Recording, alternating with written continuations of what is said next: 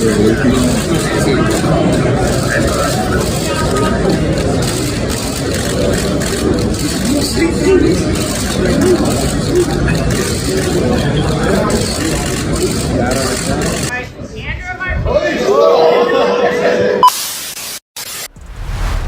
man, that was good.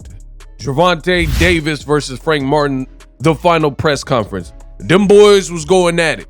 What can I say? In this video, I'm going to break down what I seen, what I heard. Great press conference. Listen, if you were on the fence, which is kind of a dumb perspective to me, and you didn't know if you wanted to order this fight, that should have took you over the edge. That was a great press conference. It had entertainment value. There were some jokes in there. There were some almost tense moments, things like that. Very good stuff. You got a little bit, it was a smorgasbord of different things. And I'm gonna break that down in this video. Let me get right to it. Gervonta Davis, in my opinion, won the battle. He won both press conferences. The one where he had the red shirt when they were announcing the fight, and this one. And I will further illustrate why I felt that. Because, you know, I don't too much look at the face-offs and the press conferences always and rate them, but sometimes it's good to rate them. Ahead of a big fight, Tank, he just overall, he dominated. He didn't, like, I've seen fights where there's a main event and then the A side is getting shown up by the B side. That didn't happen. I'm not saying Frank didn't hold his own in any way, but overall, Tank won the press conference.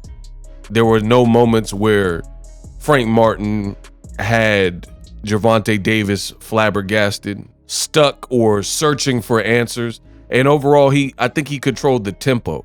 Now, what I like from Tank is he was oozing confidence. The whole press conference, there were moments of humor. There were moments where, you know, he's doing his job as the A side. And it was very apparent, at least to me, that this was Frank Martin's first big rodeo, and it wasn't Tank's first big rodeo.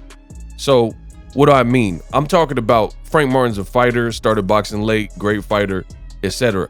But I could tell at moments, it feels very apparent to me that he hadn't been on this grand stage before.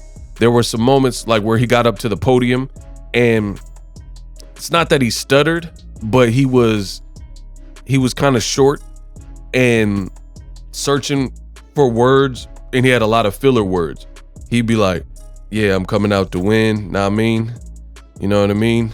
You know what I mean? And he kept saying that. And usually when people use filler words like hum, you know what I mean? You know what I mean? Stuff like that, they don't have a prepared speech, and or there might be some nerves, and they might not all the way be confident or comfortable on the mic, if you will. So that's what I seen. Gervonta Davis also said that he seen Frank Martin earlier, presumably, and he said Frank Martin was shaking. I don't know if there's any truth to that, but he said he seen like the jittery, the nerves behind Frank Martin, and it's not foreign. It's almost to be expected, at least to me, because I'm telling you, in this business, you got to factor everything in this boxing game. Experience matters. It truly matters in the sport of boxing. It's surprising how many people undermine that and that fact alone. Experience matters, because Ryan Garcia and Gervonta Davis last year, they just did the biggest fight of last year.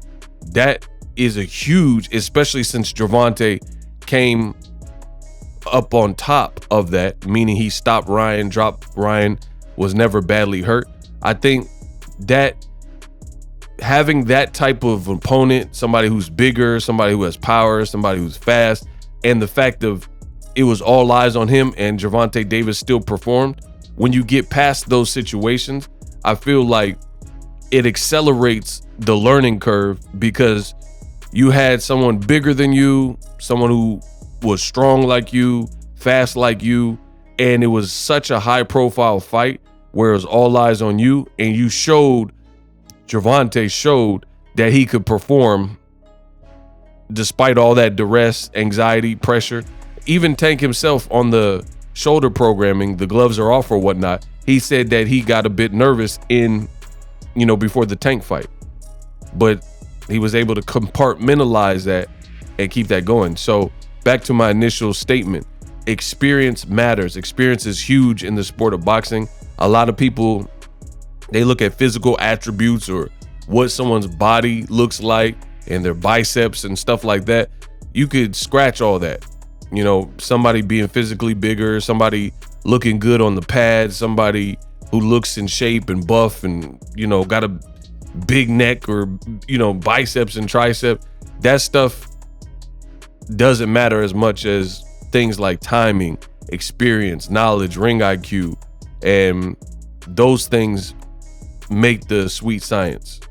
So for me, there was a huge level of comfortability that Tank showed throughout this press conference, which is one of the big reasons why I thought he won the press conference, because Gervonta Davis he just looked very in pocket and confident and comfortable. He was better on the mic.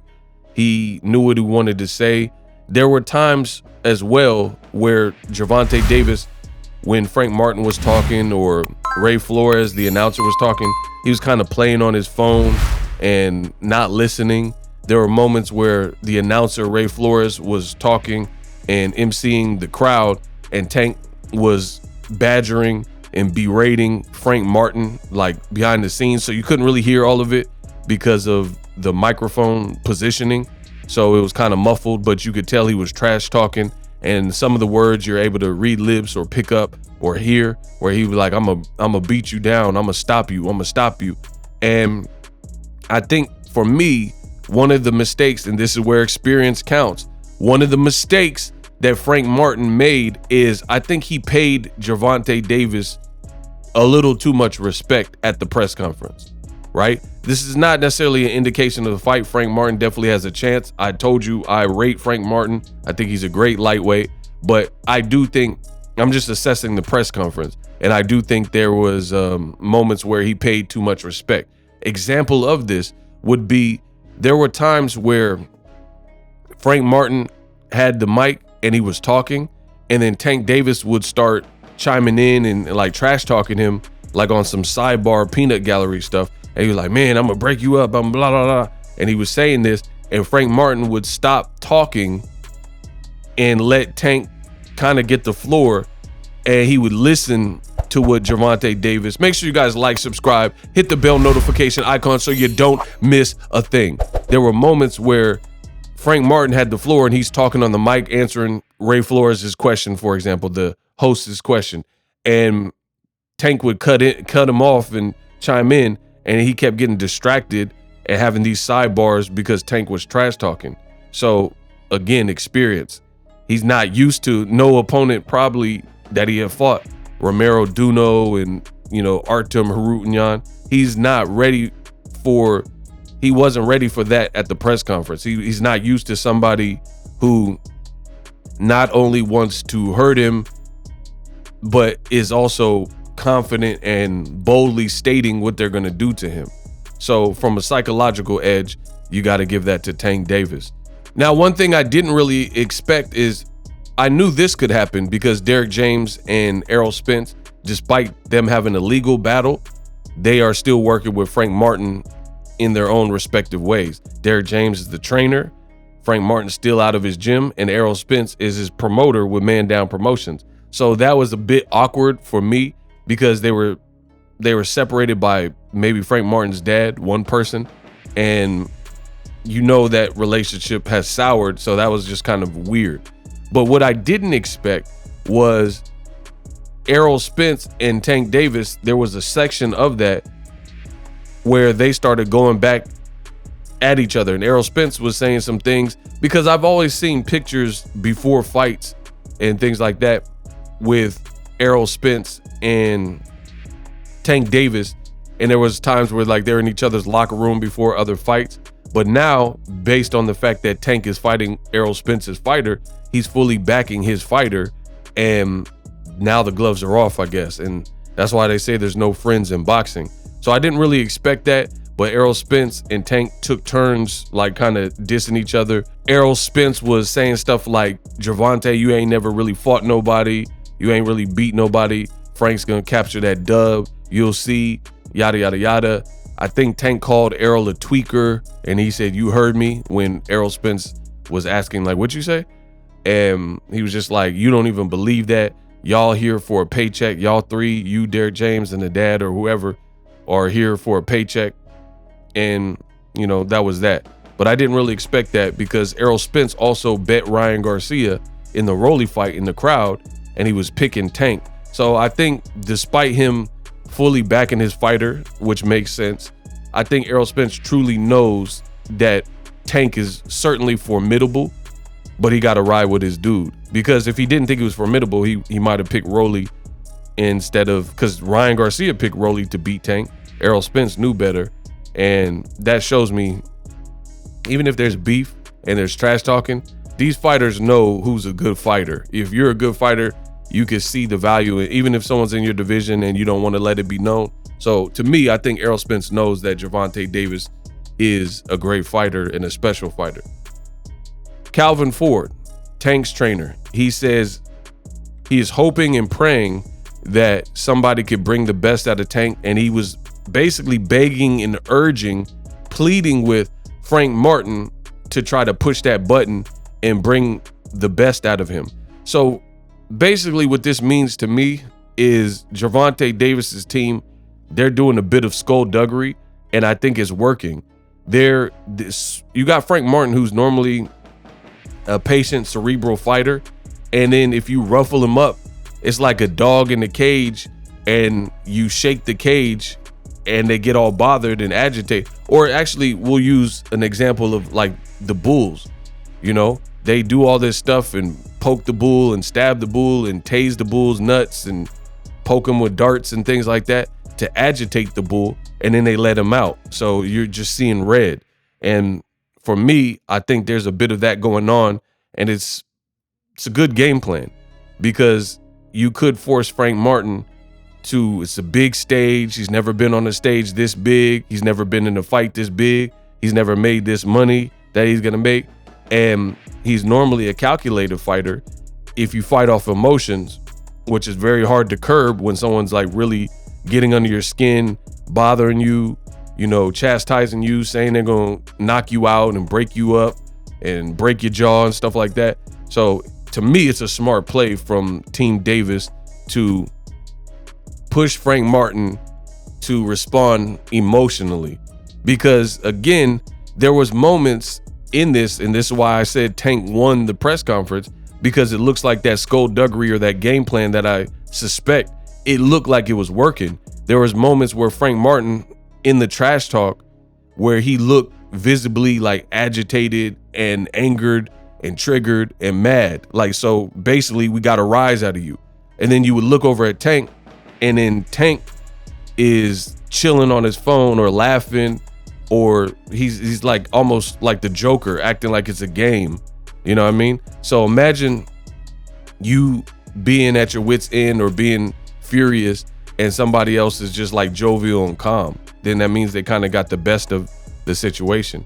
We seen it also with Ryan Garcia and Devin Haney, where the Haneys, they started huffing and puffing and like, oh, fight in the center of the ring and things like that. And Ryan was clowning around, drinking beer and like, let's go, and you know, just doing whatever he wants. So I think that approach is very freeing and very liberating, because you're not like, when you act like the Joker and like things aren't bothering you, and you have that almost that stoicism, like that I don't give a F attitude, then you could control other people's emotions, but they haven't seen and cracked the Da Vinci Code and seen that they're able to control your emotions, if you guys follow that. So that's some high level skullduggery, psychological stuff going on, where Tank, he's chilling, making jokes, and I'm gonna break you up. And at the first press conference, he was talking about Frank Martin got this little girl running around. I'm gonna get up with her later. You know, he's doing all this stuff to get under your skin, and it looks like it's working.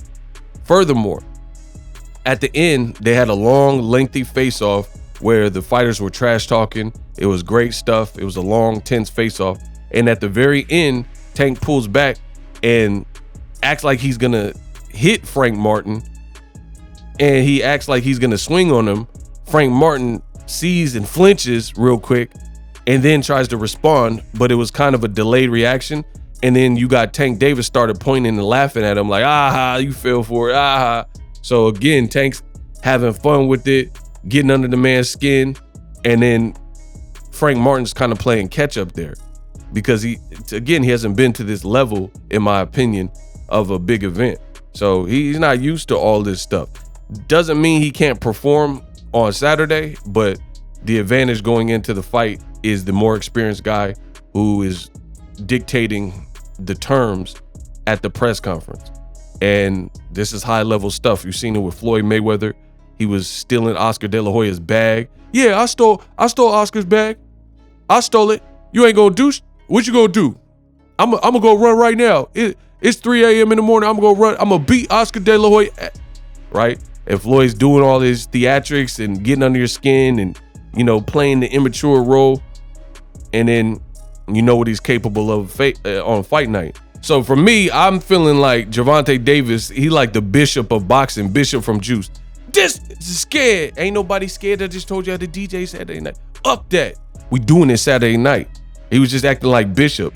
He was like, why you scrunching up your face? And he was, you know, he was trying to check Frank Martin, check his temperature. And he was like, there was moments where Frank Martin's at a disadvantaged position, sitting down, literally was sitting down, and Tank got up out of his seat and he was like, you and he's like hovering over him, you know what I mean? Like as Frank Martin's sitting on the table, and then Frank, he's like, you ain't tough. You trying to act tough and scrunch your face up and boom, boom, boom. So Tank clearly won the press conference to me. We'll see what happens on the fight. I'm for sure ordering the fight. We for sure doing the Boxingego watch party. It was great stuff. Frank Martin, I'm trying to think of like memorable things he said. It was just like, we gonna see. You gonna have to show me. That was kind of his demeanor. Is like, I can't wait to be and new. But it did seem like there were some nerves there from Frank Martin, which is to be expected given the scope of the event. And, you know, Tank is in his bag trying to taunt you, and his corners saying, we want you to push him to greatness. And then, you know, Frank Martin was saying stuff like, basically what I'm telling you guys is Frank Martin was not proactive. Everything was reactive. His team's telling you how to fight and saying, no, we want you to press his buttons. Frank would get to the podium and say, oh, I'm gonna press all them buttons. But he wasn't dictating, if that makes sense. And I think this is important in boxing. Frank Martin wasn't dictating this press conference. He was being dictated to, and everything was reactionary and none of it was proactive. But we'll see what happens on Saturday.